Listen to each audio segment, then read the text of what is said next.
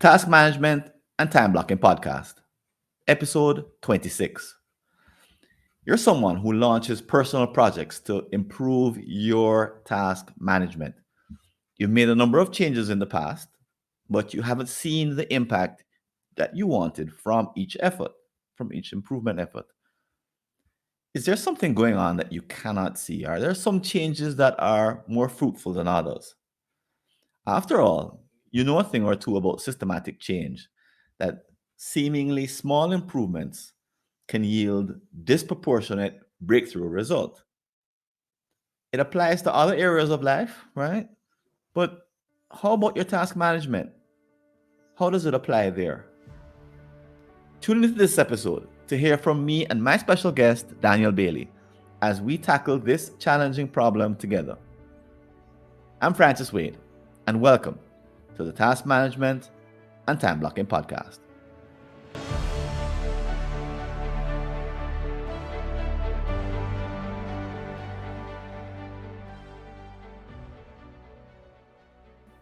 And welcome back. And as you can see, I have gotten Danielle Baily to join me as I promised. And before I introduce her, just a moment, let me just tell you a couple of things about our podcast, why it's different, and then I'm going to tell you a story. So, this podcast is a bit different from the normal ones, the regular ones, the everyday ones. Why? Because we don't really do interviews per se. We engage in problem solving sessions. So, what we're going to do is tackle this problem that I mentioned before, the one of figuring out which improvements to make and how to figure out which improvements are the best ones to make. Two of us are going to tackle that problem in 3 steps. Step 1, we're going to tear it apart, big time diagnosis. And step 2, we're going to talk about solutions. And step 3, we're going to talk about implementation.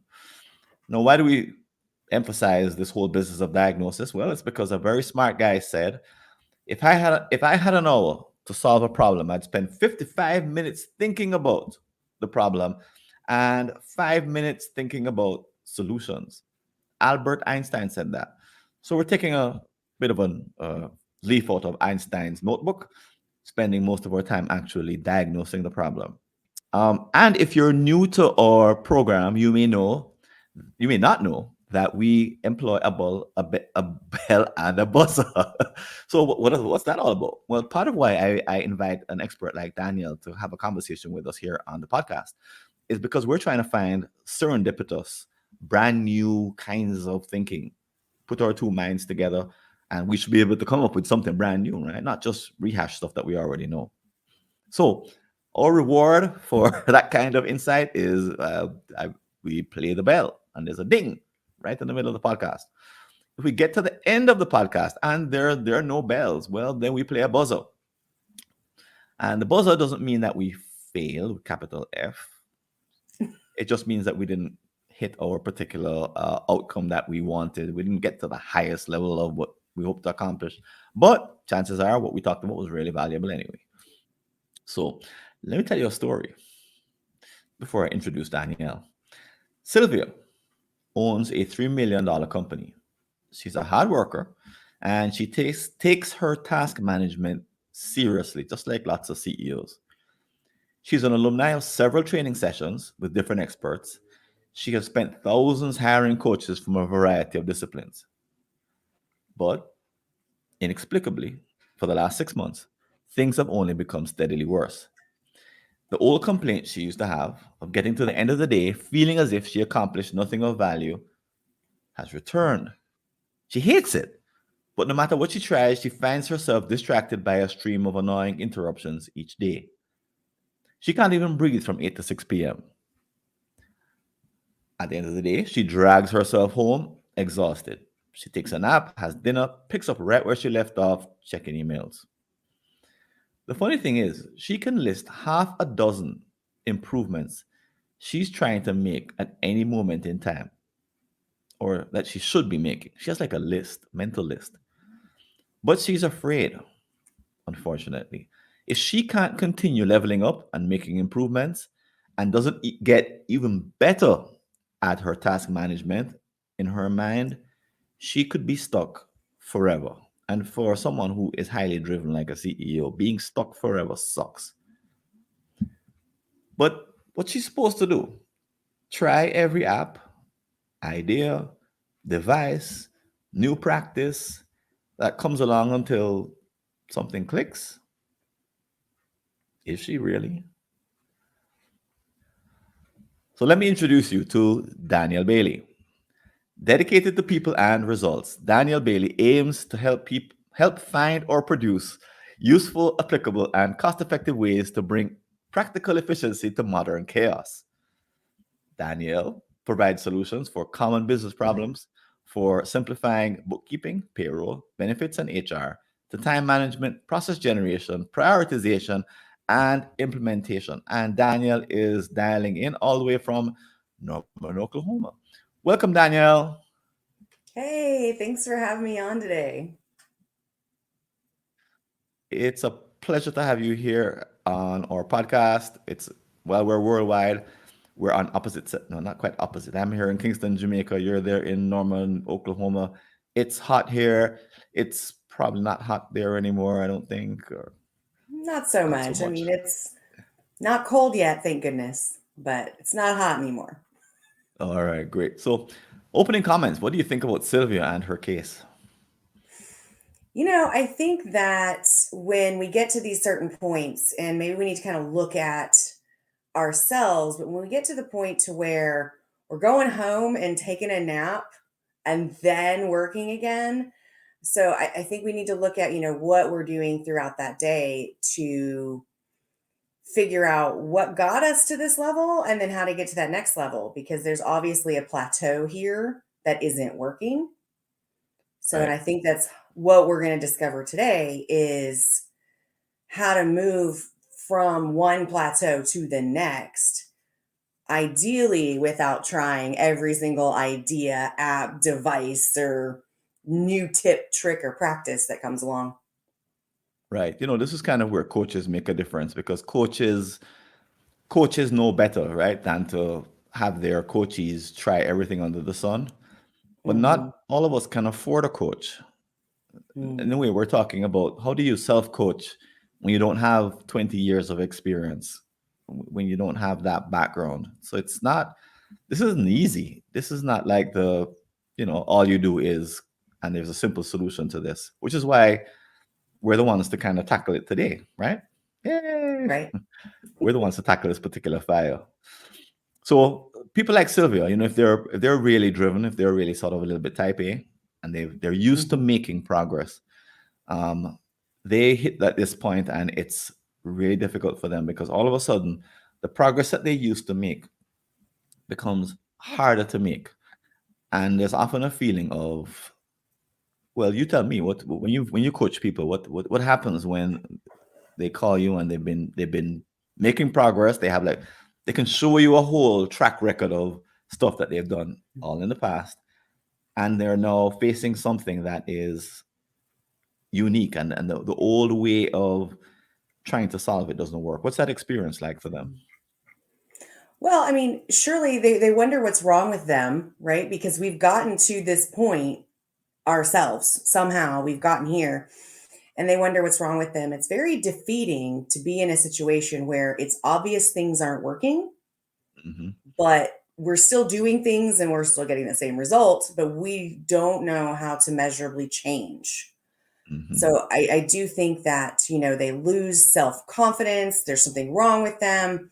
Sometimes we get so exhausted that decision fatigue sets in. So even the idea of changing anything in their daily work life or even their daily home life, but the idea of changing anything becomes so big because we're so fatigued on all this decision making throughout the day and running the little, carousel all the way around. You just keep going, going, Right. going around. So I Right. think for the emotional part, there's just a lot of frustration and distress over this worked before, something worked before to get me Right. here, but it's not working now. Right. And Right. so And people often come to me in that moment of, how there's come? something not working. And how come? because they can't explain it. They can't explain it Correct. on their own. When it Right. comes to task management, though, most people don't have a coach. They don't have a Daniel in their life. They're really up to their own devices, and Hmm. they're kind of muddling through. And they because they've done prior improvements, they have a sort of a sense that there's an 80/20 in here somewhere Right. that make that small change get this big result.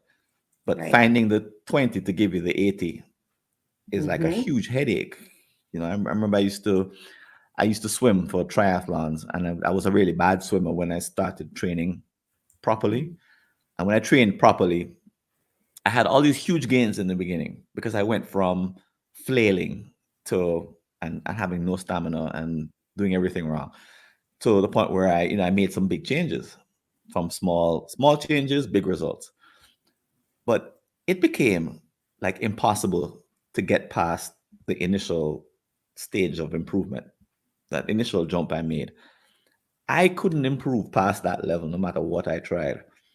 And I Hmm. kept searching for like the secret way to hold my hand, or the way to breathe, just the right way to.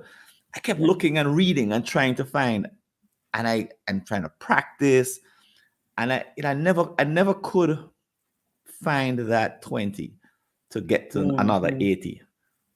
But if I'd hired someone and said, all right, train me for 6 months, I probably couldn't do that at the time. And it was just a hobby. It wasn't like I'm investing in being a world champion and Hmm. anything. So I was like, and it was fun to kind of, fool around, but it was also frustrating because Hmm. the answers just didn't really come simply. And there were Right. there was way more there were way more books describing swimming than there are task management. So I could keep looking, and I could keep Hmm. trying. And even today, there's a few things I saw in the last couple of years, and I haven't done that kind of swimming for a long time. But they have new things to say and new insights. So there's more to try. But in task Hmm. management, there is like we all do task management. It's not like something that only some of us do. We all do it, Right. and there's like no common wisdom, right? Right. I want to touch on something that you said there. You said if I'd had a coach for 6 months, I might have been able to find that 20.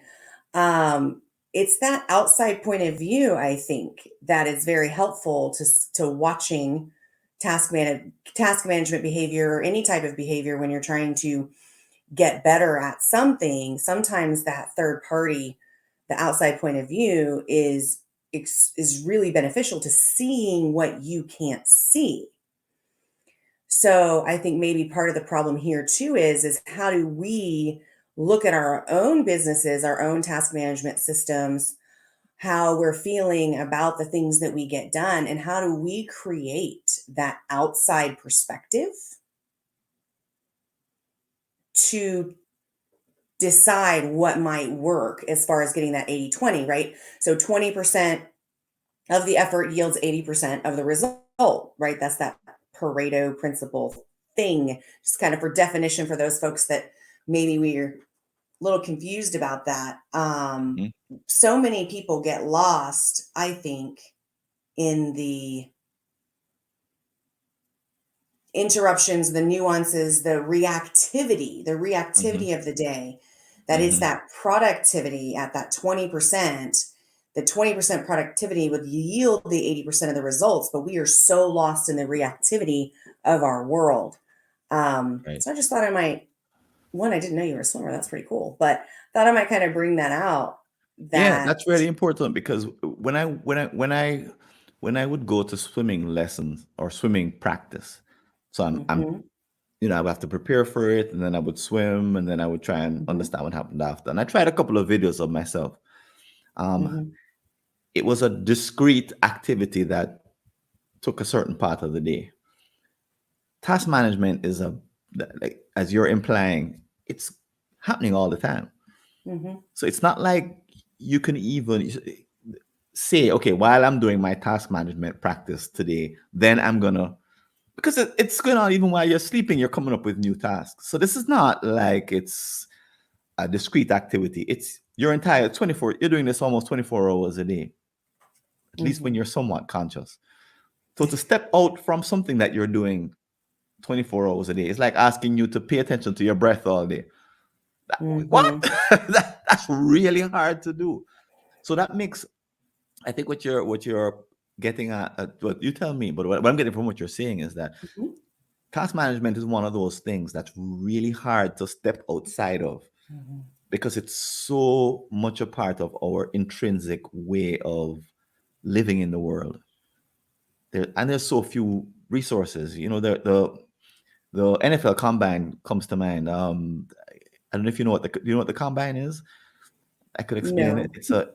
It's nothing fancy. It's just a big testing ground for new recruits into the NFL.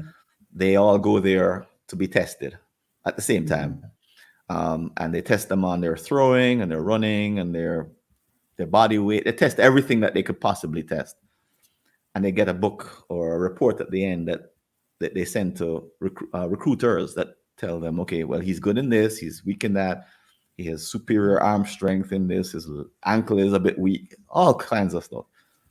But the amount of data that gets gathered about your performance, your Mm-hmm. potential performance as a football player, is like a book. So in task management, we have like we all do it and we all do it all day long, and we have nothing compared to Right. that body of knowledge and the outside analysis that you get from something like an NFL combine where you have 30 experts Mm-hmm. watching you do these things, and they're all like measuring down to the finest detail, they're using the latest science. It's Mm-hmm. really an amazing thing, but compared to what we have, we got nothing. We got, oh, I forgot to do that thing last week. Oh well. And that could be a sign of something, but most people are just like, oh well. So it makes it even harder for us to find the 20 because Mm-hmm. we don't really know how to, we don't have a method of stepping outside ourselves that's reliable. Is that kind of what you were getting at? Well, yes, and I think there is a way to step outside of ourselves, and that's looking back at what we've done. So a lot of people keep to-do lists, right? Task lists, to-do lists, whatever they want to call it. I prefer to keep a done list. So it's a snapshot backwards. So, yes, my to-do list, when I get it done, right, I could check it off and move on. But I make a conscious effort to write down that I did it this specific day because I think that there's value in looking back at your behavior, what you've done and how you've done it. And if you're not logging how you're doing it or what you're doing each day, you can't go backwards and look. So I think Okay. that there's value in going back into your calendar and looking at what are the days, what were the meetings, how did you feel that day? Did you feel like you were successful or did you react all day long? So, for the sake of what we're talking about, can we come outside of ourselves? Maybe not in the moment, maybe not today, maybe not right now, but we can look back and see what we've been doing and make some hopefully non-judgmental. So this is what I'll have my clients do. I actually have them look back at what they're doing. And if they haven't tracked anything, I will have them track forward. Like, so starting today, we're going to track 2 weeks and then we'll look back and we'll analyze what you did with no judgment, right? So if you got on your phone and you played a game for 3 hours, let's look at the fact that you got on the phone and played a game for 3 hours. That's fine. Why did we do it? What were we avoiding? Because that's an avoidance practice. What were we avoiding? What would we do differently if we could? So, tracking what gets done each day and then actually looking back can be our way of stepping outside ourselves to be that third party per se. You can't Right. come as judgy McJudgerson on yourself because if you played a game for 3 hours, don't judge yourself for it. Figure out how to change it, right? No judgy McJudgersons here. Lord Judgy McJudgerson. All right. Well, I want us to come back to the the business of gathering data like that when we get into the Mhm. solutions aspect, because Mhm. I believe that this is sounding like a part of the solution. But I think we just earned our first ding, because the insight that, hey, the insight that Yay! task management is uniquely difficult and requires these non everyday practices. Mhm. In order for Sylvia to move to the next level, she's gonna have to Mhm. move her behaviors to and her Mhm. practices to another level, because the without a coach and without a natural form of data just kind of flowing into your computer from somewhere, she's got to do something very different in her behavior. So we'll talk about that in the solutions. But so when we check this, when we look at this at the solutions, we'll sort of try and convert it to something that you can actually implement Mhm. and use. It may not be convenient. Many solutions are not just, they don't just fall into your current habit pattern. They involve some brand new stuff. But there's a feeling in the background that this, and listeners, viewers, listeners, podcasters, you may think that this shouldn't be that hard. And I agree. Daniel, we should have NFL combine type stuff. We should have 30 experts who, we should have ways of managing, or getting feedback on where the 20% is. Like Mhm. something like email, for example. So most of us, 99.9% of us are using email, and we are suffering. We hate it. It's the worst part of the day. And the metrics that we get from email are like the number of unreads, and that's it. There's no information as to where to improve the way you manage your email. There's no standard approach. It's treated as if Mhm. there's only one person in the world doing email. No, there's every single adult is using email, and they're all complaining, and there's no Mhm. input. There should be organized, filtered ways to improve our task management, at least in areas like email, where it's already software, it's already being measured, and we should be getting feedback from our email Mhm. system. It should be telling us every day, oh, by the way, today you did this, did that. You could improve this area. It would make your life much easier. Instead, we got nothing. So we should be able to get to this 20% through the aid of software like email.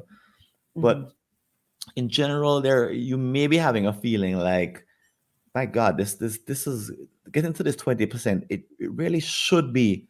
It shouldn't be this uphill battle.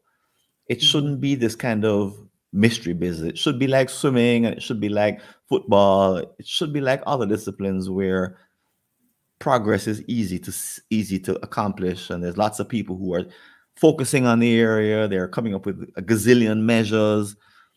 Not like we're trying to do it for the first time, but there is a feeling that I've never heard a podcast on this topic before, Daniel.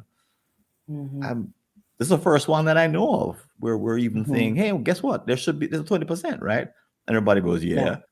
And then we say, "Well, what is it?" And then we all go quiet because we don't know Right. what it is. It's different for everybody. That's all we know. That's the state of the art. The 20% is Right. different for everybody, and we wish there were an easier way to find out what your 20% is. But guess what? There isn't. I mean, we don't really have good news coming into this diagnosis here, Daniel, do we?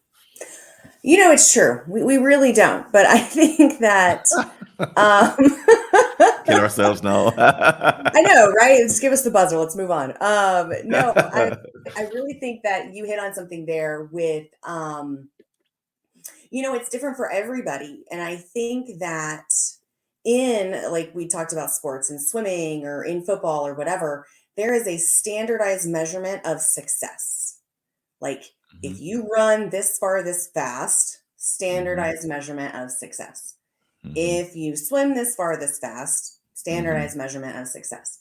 mhm, But we as individuals haven't made a standard measurement for success for us, mhm, right? Who we are.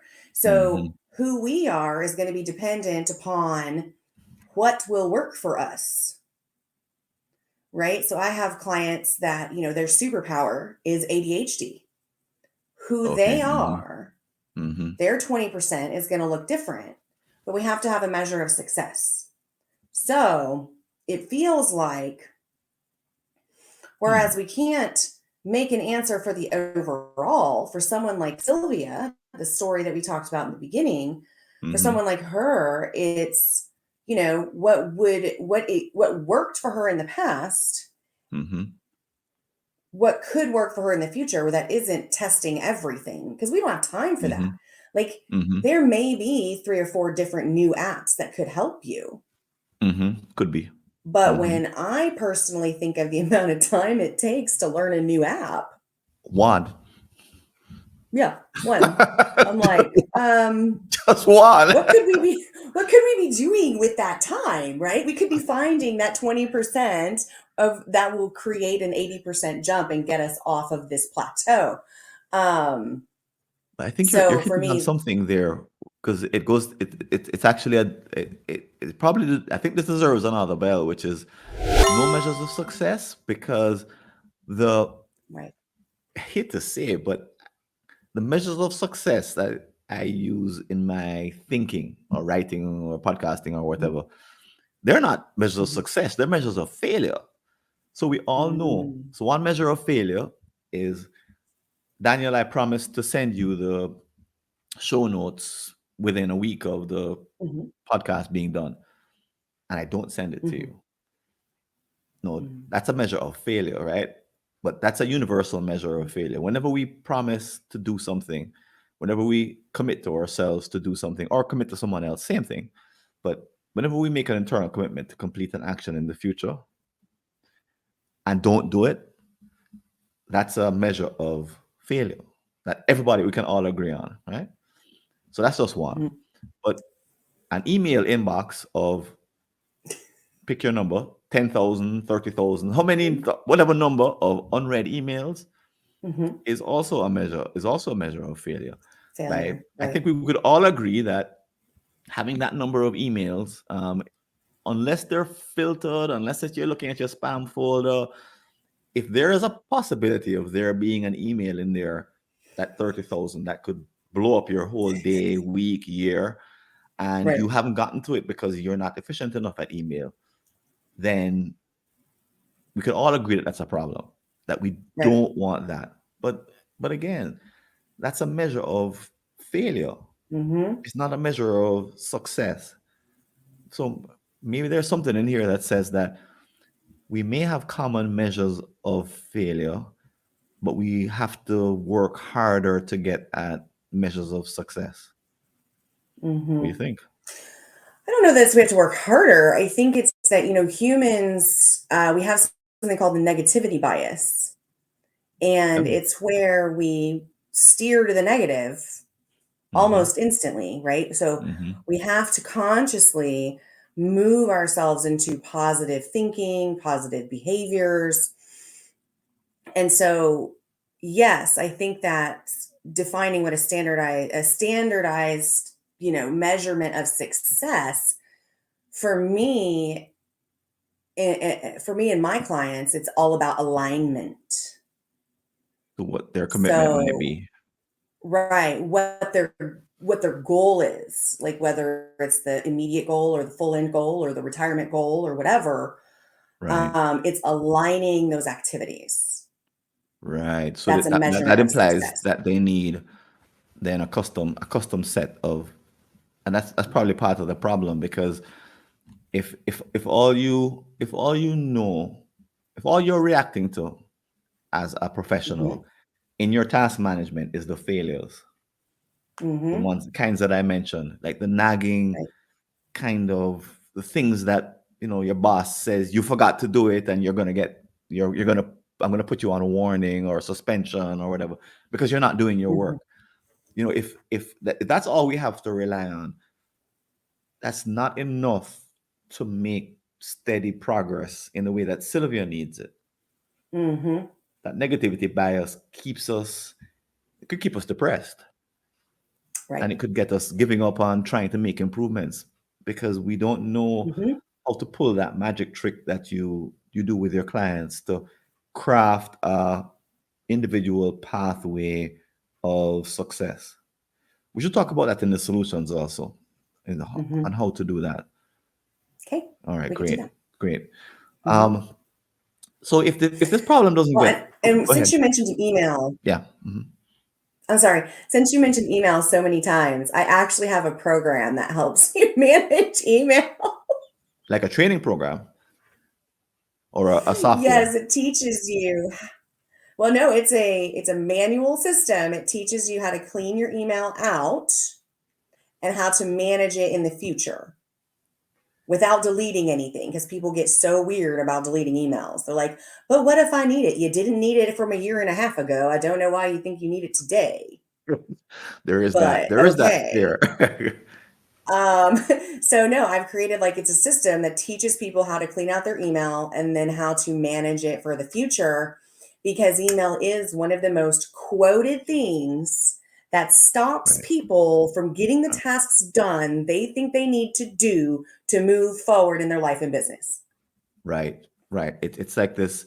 It's like for us, it was easy to manage email when we got 5 emails a day, and Right. now we get 500, and Right. we got nothing except struggle and guilt and Mhm. you know pressure of looking at an inbox that has how many unreads, and blaming. I've heard people blame other Mhm. people. It's their fault. They don't have. They're sending me all this unnecessary Mhm. stuff. They blame the email program. It's because Gmail doesn't filter properly. It's because Mhm. you Mhm. know it's all their fault. But what can I do Mhm. about it? I don't know. Where's my 20%? I don't know. Mhm. Yep. We don't Where's really have insight Sylvia's into it. 20%? Right. Where's Sylvia's 20% when she's not checking email at night? Right. Like, I hear you. Yeah. How does Okay. she? Because she needs to manage the email because her boss. I mean, there are things that she needs to put in place, but she doesn't have a schema for doing it. So let's talk about that Mhm. also. When we have a list of things to talk about in the solutions. I hope you're Mhm. keeping good track because we don't want to skip over any of them. But for someone like a Sylvia, I've heard people say things like, "I don't want to get promoted because it's too much work at the Mm. next level."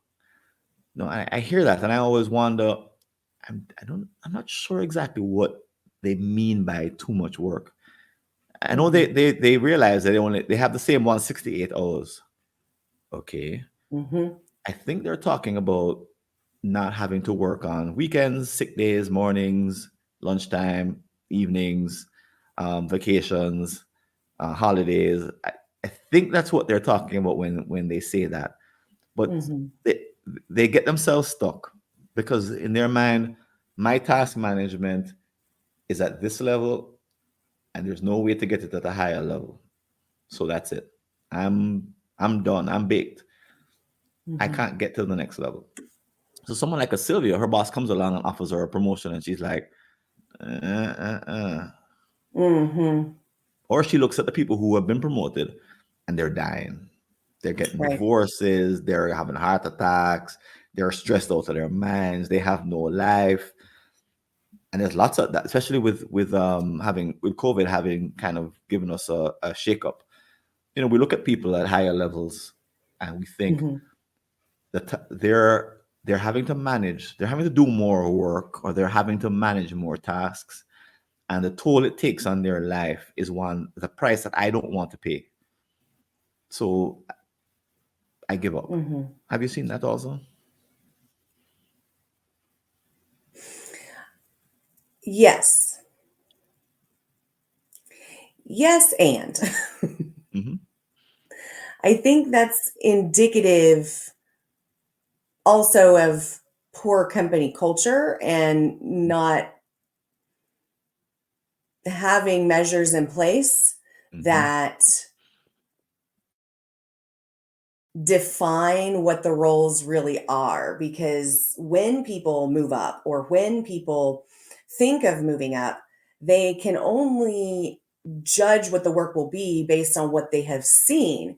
And if the person that they have seen in that role takes on things that are outside of that role because there's no clearly defined role, we're comparing um ourselves to something that doesn't actually exist because it's never been created, Hmm. because there's never been like a job description or a work instruction for Hmm. that level of management. So it feels Hmm. like it's poor management Mm-hmm. Poor organizational structure, when Mm-hmm. you don't want people to move up, or when people don't want to move up inside your company, it feels like Mm-hmm. poor organizational structure. And it also feels like, back to this problem, like if we're already at a loss of confidence, we're already exhausted, we're frustrated, we're disappointed, we can't, quote unquote, can't make the things that we're supposed to be doing now, how are we going to do it at another level? Mm-hmm. Well, ideally, the things are going to be different if you're at a different level. That doesn't necessarily mean the skills you have won't move up, Mm-hmm. um, or change. So I don't know. That's a tough one for me because it reads into so many different Causes. levels of issues. Mm-hmm. Like I know people, for example, they don't want to get promoted because to the first level of management because they don't want people working for them. Because when people work for you, Hmm. it means that if they don't do their job, you got to do it for them, which sometimes is true. And Sometimes it's true. Hmm. they're looking at the people that they who would report to them, and they're like, that Hmm. they know what really goes on, and they see who does work and who doesn't, and they make a Hmm. judgment, and they say, I don't, I no, no, thank you. So they Hmm. stop themselves, from moving to the next level because they don't see that growth. Carol Dweck talks about the growth mindset. They don't have a growth mindset Hmm. for their task management. It's something that somehow they know they do if you were to ask them. Hmm. But most people, even if you ask them basic questions around, well, are you are you using less memory than you did a year ago and more of your system? They were like, what? they, Yep. they haven't even thought about that. Yep. Most not listeners to our podcast, because you're listening to a podcast like this, you've already started that journey and you're trying to use as little Hmm. memory as possible. But in the real big world, it's like, what? What system? What do you mean? What system? They don't have answers for how do I make growth happen for myself. So the 80/20 Hmm. is even beyond them because they haven't even thought of the very first improvements they could make. But Hmm. for folks who are listening to the podcast, they've probably gone through, like Sylvia, several cycles of improvement, Hmm. and they've tried different things, and they're plugged into enough sources that they hear lots of suggestions, but they Right. can't sort through where do I begin and where do I start. Um, Hmm. but the truth is, I don't hear a lot of people talking about this 80/20 business. Right. It's not a popular, well-worn point of view. David Allen didn't put it in his book. Um, I, I, Hmm. I think if we were to dig into his words, he would probably imply that there are some improvements that are better than others. 'Cause I think everyone knows that, but he certainly didn't offer any advice as to, okay, do these improvements if you're at this Hmm. stage of if you're like a Sylvia, do these improvements. There's no sort of Hmm. intelligent, here's the kind of improvements that you make, because you don't give the same advice to Serena Williams as you do to somebody who's Right. just beginning. Right. They you don't say the same things. You Right. depending on the level that a Sylvia is at, a CEO, there's certain things that they've conquered in order to become CEO. Hmm. As you know, when you coach somebody at that level, you don't give them entry level advice because they're like, I'm paying to hear what I knew when I was Okay. For 18. what? Really? A lot of CEOs are the kinds of people who got these things.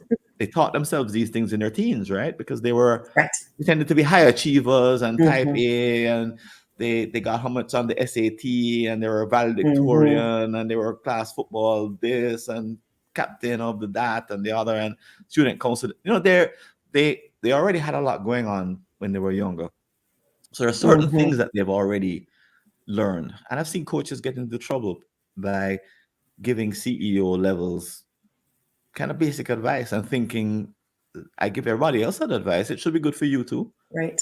And they get Right. it all right. I think it's like medicine that a broken foot is a broken foot. It doesn't matter who has the broken foot. It doesn't work that way, does it? Right. And honestly, again, it goes back to, I think, who that person is, because what steps have we tried? If we're really trying to change 20% of our activity to gain 80% more, Hmm. what have we done?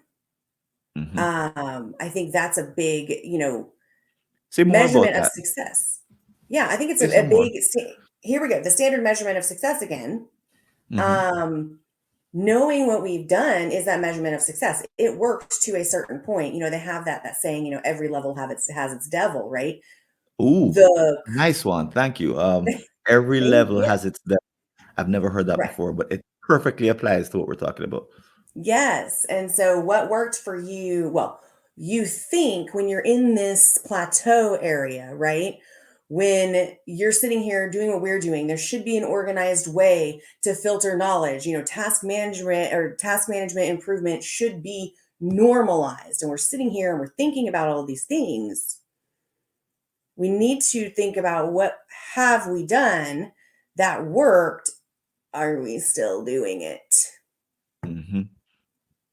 Because Yeah. there's one thing that I feel is a huge problem when we're looking at task management, what we're doing every day. It's not just the alignment issues that I stumble across in my clients and colleagues and friends and family. It's in all of us. It's not just alignment issues. We find something that works, we do it for a time, and then we revert back to what we've always done for some reason. A stressor came into place. So maybe for Sylvia, who owns this $3 million company, maybe a stressor happened. She lost 2 employees. Right. So she felt the need to revert back to how she's always done it, whatever it is. And now she's at this level where she is going home, taking a nap, doing more work. Right. Right. She probably made a promise to herself not to do email in the evenings, but now she Right. finds that that's the only way. That's That's the the only only time. Hmm. right. Which happens with a lot of high performers is that they get to the level where they don't need to work on weekends. They don't need to take Hmm. off sick day to catch up. They don't need to do these things, and then all of a sudden, their tasks, not all of a sudden, but Right. their tasks keep going up the way Right. they tend to in life, and they decide, no, I need to go back to stressing myself Hmm. out because that's the only way I'm going to make it through. Right. The only way I'm going to get caught up is if I work through the night. Oh my gosh, stop it. Like, Yeah, stop it. yeah, yeah, yeah, yeah, Now yeah, you've yeah. left yourself even more tired. You're not going to be able to Yeah. function the following day. Like, you've now negated every ounce of energy that you would have for the following day by working through the night. You And then it becomes you a become habit. ineffective after an hour and a half. Right, Just stop. right. So, sorry. And it's tough to stop yourself It when is. it kind of works the first time you do it. It works the second time, I and think it's then an illusion. I don't think it actually works. I think it's an works. illusion of working. Yeah, I think Mm-hmm. it's an illusion. Mm-hmm. Um, because if it truly worked, it could be your 20%, whatever it is. Right, If it truly worked, it would be right, giving you 80% of your results, and it is not. So it is a short term illusion solution. right, right. I think there's a bunch of them floating out there because they don't have the measures of success that you talked about. Hmm. So you don't really know if that was the thing that worked. So you might try Hmm. these experiments, but you don't know that they're experiments. You're just desperately trying something. And Right. then because the something seemed to work in the lack of information and data that you have, so then you keep doing it and you say, okay, I need to keep doing this. I had someone in a class once who was shocked to hear that it was a bad idea to try and keep all of her tasks in memory because she had it that that was a sign of her success. Right. That if she could remember all her tasks, then she was doing well. And I said, Hmm. no. I said, Mm-mm. no, no, no, no, no. It's the opposite. Mm. No. She was She's going to be shocked. very disappointed as she ages. Hmm. it's life just isn't gonna work out for her. She gets promoted, she has kids, Mhm. she Mhm. gets to I'm 50, how many? Six or so. I think somewhere in there. And I could see it. I could thank goodness I'm committed to not use memory because certainly Mhm. memory isn't what it used to be. And for tasks, memory for tasks is even worse than Mhm. other kinds of memories because that's just short term Mhm. stuff. I don't even need to remember the task for more than a few days. And Mhm. trying to remember that way is just it's just astounding the kind of things that oh my god, how did I forget to do that?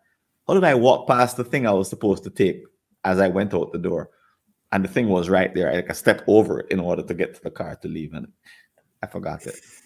Well, I mean, half So the battle's done. At least you got it there. I At decided I least you got got it by myself the there. front door. I mean, Yeah, I went to the front door. No other that way to get out of the house.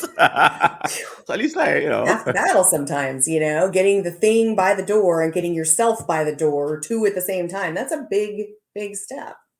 right, right, right. No, my thought is that if we can give someone like a Sylvia Mm-hmm. uh, a 20%, a clue as to how to find the 20%, then Mm-hmm. the future might not be as fearful. Right. It might go back to being rosy. When you're Mm-hmm. school really does kind of lull us into that.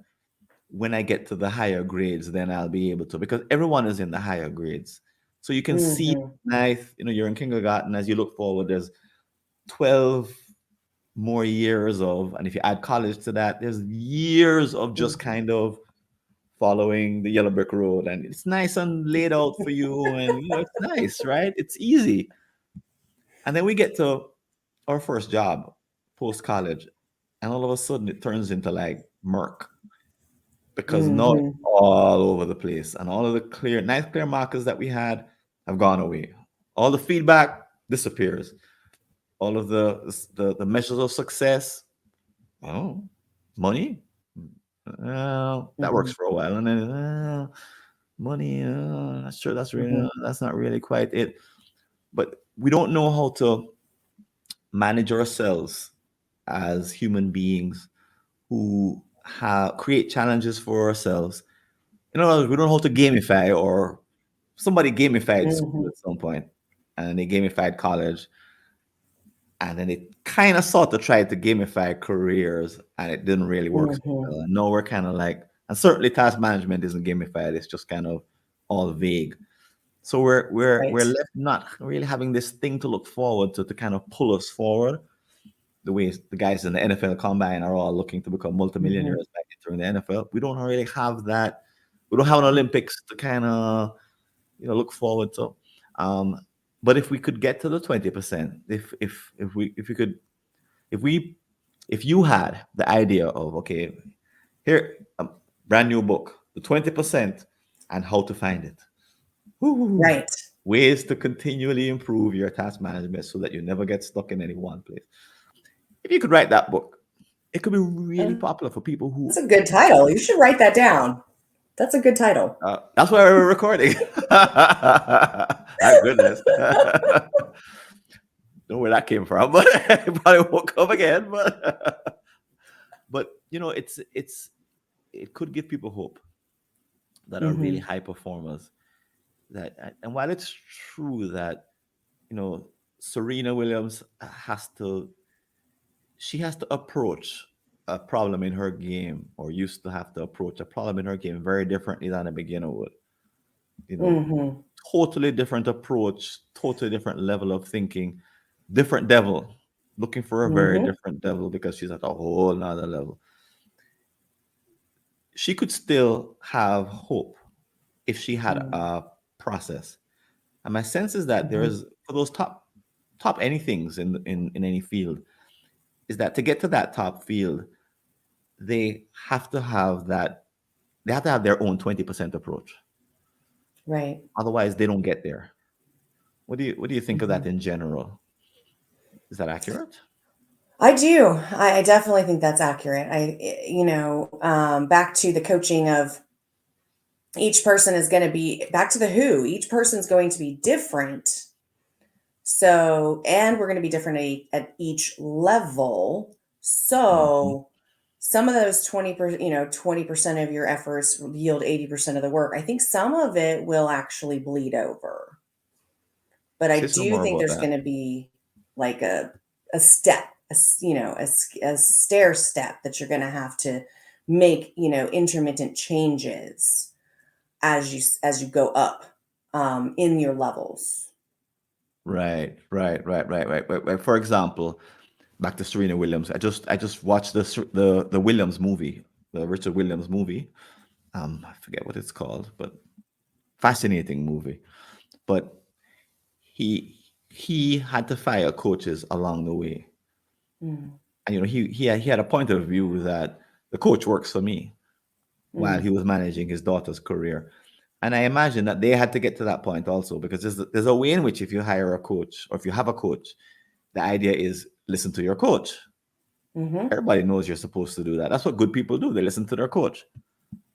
But to get to the highest level, I imagine there's a point at which you say that coach isn't the right one.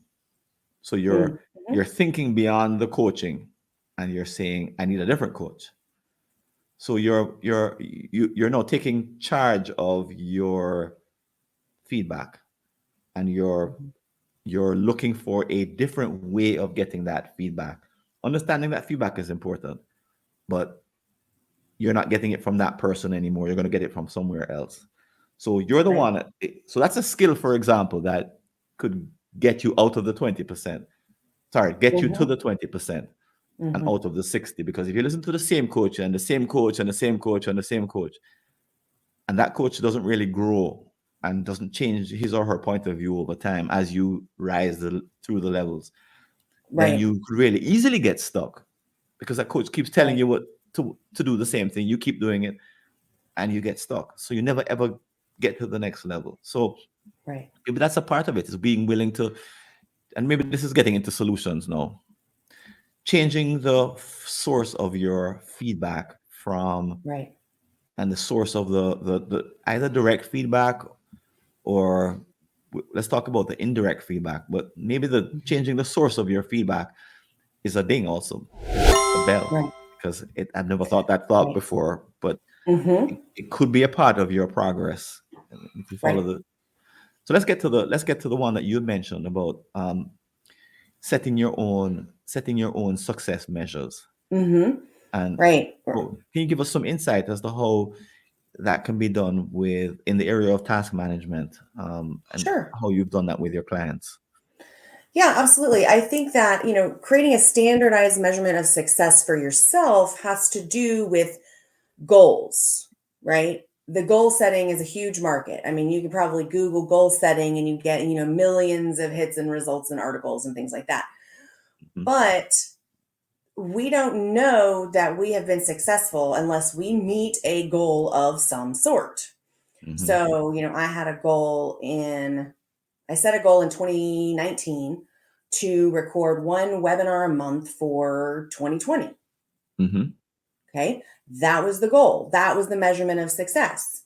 So if I wasn't working on the tasks that needed to be done to execute one webinar a month per month Hmm. for Hmm. 2020, then Hmm. there's my measurement of success. I was not doing those tasks. Hmm. So I know that when I do those tasks and having 12 webinars is a big goal. You break it Hmm. all the way down. You reverse engineer everything that you Hmm. need to do all the way Hmm. down to Hmm. daily, weekly, monthly tasks. Hmm. If you execute that daily task, Hmm. because it's in Hmm. line with your success measurement, Hmm. you're going to be successful. We just Hmm. have to do one task after another. Hmm. So, the standardized measurement of success starts with the goal, Hmm. right? And then reverse engineering all of those tasks all the way down to that. I call it reducing tasks to the ridiculous. Hmm. Like, yes, I know that the goal is, I actually have a client, her goal is to create a master class. Mm-hmm. Okay. Mm-hmm. We need to reduce that down to the ridiculous. I mean, we need to outline ideas. Mm-hmm. Well, Danielle, I have the idea. No, Mm-hmm. outline ideas, because then the second masterclass might actually come out of that Mm-hmm. Mm-hmm. basic idea outlining session, just that very basic action. Mm-hmm. And then as we move forward and we do these tasks, we know that we are in line because we've reverse engineered all the things that we need to do.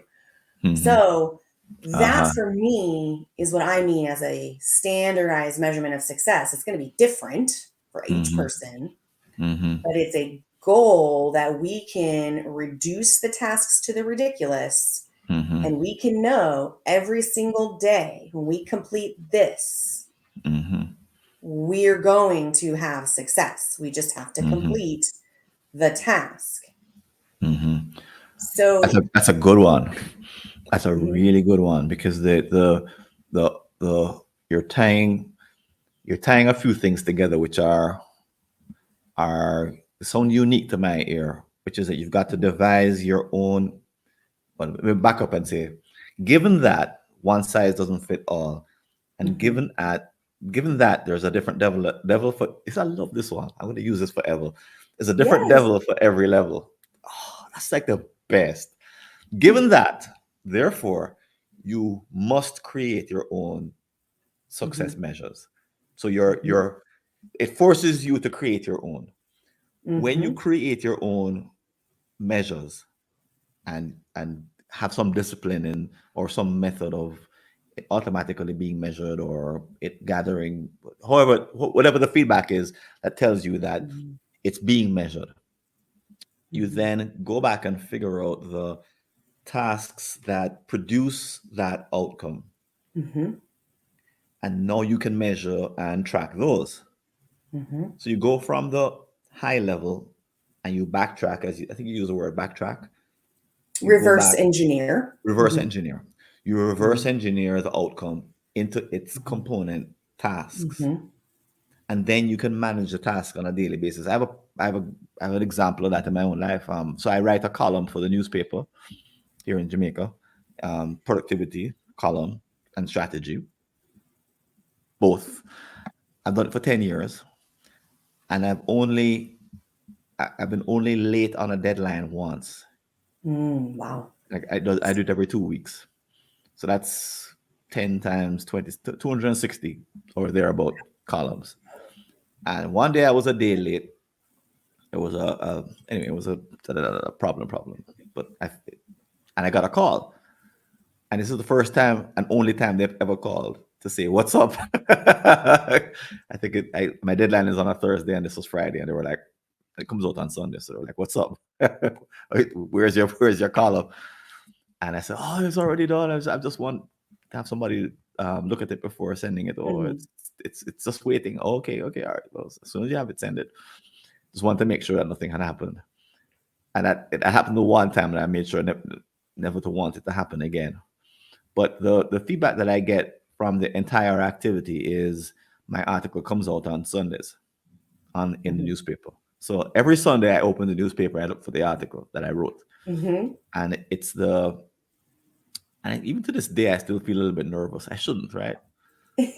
It's been 10 years, I but there's love always it. like, you know, did they accept it? Of course, Right. they accepted it. It's 260 times they've accepted it. They never even questioned anything I've written, which I don't understand because I think some of it's. But anyway, I open the paper and I'm always like, oh my god, did it come out this time? So I have that feedback that, that Mhm, I don't control. I don't measure whether it comes in the newspaper or not. So right. there's that. I don't know if it's gonna. There's at least a little bit of question whether it's gonna come out Mhm, or not. And I open the paper and I look. So there's that external measure, that success measure, and mhm, then to accomplish that result, I I I have a routine, and then to reverse engineer, as you said, I send it by lunch. lunchtime or so on a Thursday. Mhm. I revise it on the Wednesday. I revise Mhm. it for about an hour to half an hour. Revise it on the Tuesday, and I draft on either Monday morning or Sunday night. Mhm. So it's like stone in my Mhm. mind. And those are the I know they're in my schedule. They're time blocked completely, and in the background during every other day or every moment of every day, I'm writing down ideas from future columns. So I have a long list, I have a Mhm. backlog of ideas for future columns. And Mhm. probably some of what we talked about is gonna this devil business is gonna make it into a column. I can promise you that that one is such a good one. I'm like, oh boy. I want to give my readers that one so that they can stick that one in their heads and keep it. That one's gonna Mhm. make it. But I capture all the ideas, so I have a Mhm. backlog of ideas. I'm not short of ideas. I I can keep I can stop now and keep Mhm. writing. But it I'm trying to illustrate the outcome, the reverse engineering, Mhm. and the actions that I could take each day. Because if I get to Right. Tuesday and this has happened before and I have nothing, I'm now in a problem. Or if I have scheduled something on Thursday where I can't send Mm. my article, I need to send the article on Mhm. Wednesday, then I need to change something up. So I'm aware when it's off. I'm very Mhm. aware when it's off. My wife does my editing also, so she's aware too. She's like, "Where's my article? Where's the article?" Because she Mhm. does the last edit on Thursday morning. She's my sanity check, so she Mhm. wants to know, where's the article? You know, Mhm. you haven't sent it to me yet. What's the story? So when I'm off, I can tell. So Mhm. that's maybe a good example of what you're talking about of Mhm. the outcome, the reverse engineering, the Mhm. activities, and the metrics. Right. Mm, I think what you're saying, proposing, is that that method could be Mhm. applied by someone like a Sylvia. Right. Right. She could create whatever that measurement of success is, whatever that goal is, reverse engineer it to the tasks to be done daily, weekly, monthly, quarterly, whatever. And we know if we've completed that task, we are going to reach that success. And so, something else that you just alluded to, well, you didn't really allude to it, you actually said it, but not in these words, is the lead and lag indicators. The lead indicators are your Tell us about that. actions, Mm-hmm. the lag indicators are your results. Mm-hmm. Guess which one you don't control? Mm-hmm. Your results. You Mm-hmm. don't control your lag indicators. And so Mm-hmm. oftentimes people like Sylvia, people like who don't want to be promoted, some of the things that we've talked Mm-hmm. about today, they are trying to control their results. And that's why they're reacting and that's why they're doing all of these things. They're not controlling their actions. And Mm-hmm. it's the actions where that 20% of your actions yields 80% of your results. Those are the things that you control, but we're wondering, did you know did they publish my article? Yeah. That's a result that you can't control. Mm-mm. You can't control that result. um did this client of mine create a masterclass? That's the result. We don't know. She doesn't control that. She only controls that action. And so I think that that was interesting of in that conversation of how we just even led into your actions create your results, but you only control your actions, you don't control your results. This is very And interesting. I feel like a lot of people at each level are wanting to control their results without controlling their actions. I believe you're right. And I suspect this is going to be another podcast episode because we're at the end of our. I don't know what happened to the time, Don't know what but happened. we're Mhm. like this is like an hour. We're like we're because the next episode of our time together will probably we could focus on this notion that you just introduced of results, Mhm. creating results, outcomes that you can't fully control, and Mhm. have that be the because you want to have some kind of independent results, like in sports. That's what makes sports is that you're in a game in which the outcome is not completely under your control. It's due to the other players, it's due to other things. But that's what makes it the thing interesting, right? If it's all Right. under your control, then it's not interesting. Mhm. Well, It's not measurement. compelling. Measurement makes it interesting. Right. But you can Keeping measure the things that you have score under makes it control. interesting. Hmm. And Hmm. those things are boring. Those things are like, yeah, Hmm. I can, yeah, I've gotten that. Once you've gotten to a particular level, it becomes less interesting. I mean, that's a part of why Hmm. the level and the devil is Hmm. is interesting because once you've become accomplished at a particular activity, even if it used to be uncertain. Hmm. So I could say that when I started out writing, following the schedule that I now follow was very uncertain, and I would do Hmm. it haphazardly, and it took time and it took skill and it took task management and my schedule and getting my wife involved to nail it to where it is right now, so that it's no longer it's something I can control now. But I never used to be able to control it. So when I started off in the beginning, just drafting on a Sunday was like a big accomplishment. Hmm. So my level has changed. The output remains the same, but I still have to be in the game of reverse engineering. It's just I, Hmm. I actually reverse engineer in a different way by using a program that analyzes my writing. So that wasn't invented 10 years ago, but I hit a particular button and it tells me how readable my article is. And this is on Oh, Thursday cool. when I do this. It's very useful. It was just invented a few years ago, but it gives me an idea of the quality of my article in terms of its readability. So the game for me Hmm. has changed. The nature of the game has changed. The outcome remains the same, but the nature of the game for me has now changed. I just realized that as you said it, and it's changed because I don't know what that program is going to come back with. I absolutely can't. I don't know how to control it. Frankly, I don't agree with it sometimes. I fight with it and I complain and it's you're wrong and I dismiss it sometimes. So there's a back and forth business here. But when I click measure the readability, I want it to say, congratulations, your article is easy to read. Right. I want Right. that, I want that thing. And I'm like, yeah, I won. but, Yes. but this is There's where our neck there's a measurement of success. That's another measurement of success for you, exactly a even measurement in of the success process. in the process, right? Hmm. Boy, so I think we've made some ground here. I know because I know there's another episode for us to book.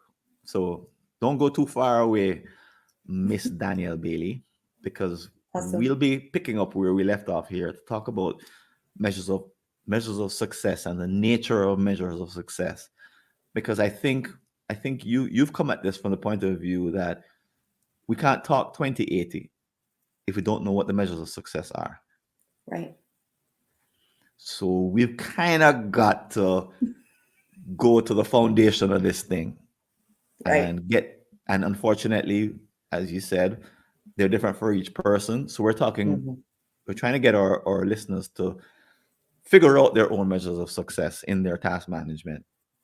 And once they do that, then 2080 makes more sense.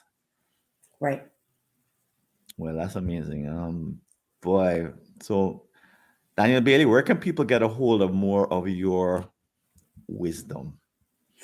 Yes, perfect. So, my website, daniellebaily.com, that is DanielleBaily.com. There is a consultation button right there on that home screen, and you can just click on that. We can have a chat and get to know each other a little bit better, and what level you are at, and if there is an opportunity for some of my classes or content or webinars or tips or consulting can actually help these busy, overwhelmed, overworked entrepreneurs and business owners who just really want to connect with themselves and even their interpersonal relationships better through time management, process generation, prioritization, and implementation. So there's that schedule consultation button right there on my website, daniellebaily.com. And I love to chat with people and get to know them.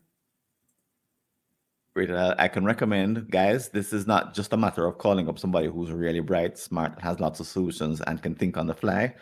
Daniel is also fun to talk with. So I can tell you, it's like you get the brain part and you get the fun part. And Thank talking you. with her is so special. Daniel, thanks for joining us. And guys, keep listening. I'm going to tell you some more about our upcoming shows and some other details. Show isn't quite over, but thanks again to Danielle Baily for joining us.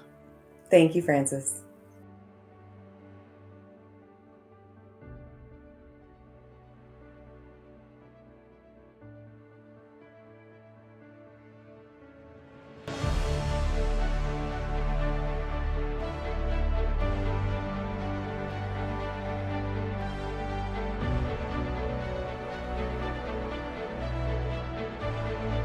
Virtual Summit.